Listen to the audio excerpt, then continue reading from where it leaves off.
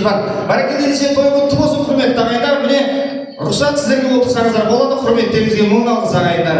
Бүгін осы әулет дастархан жайып арнады ас. Келіп жатыр туған туыс жора жолдас. Отырған жердің бәрі көп бұл ағайын, ал қонағым дастарханға кел жайғасты келе.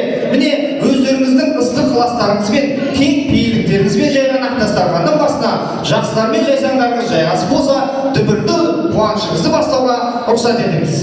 Бәрекелді. Міне ендеше Алладан шапағат, біздерден махаббат, келген қонақтардан қатты шапалақ ағайындар. Той құтты болсын. Бәрекелді. Рахмет бала-шаға, дастарханға жайғасайық. Той құтты болсын. Әрмен қарай бұл қуанышымызды жалғастырамыз.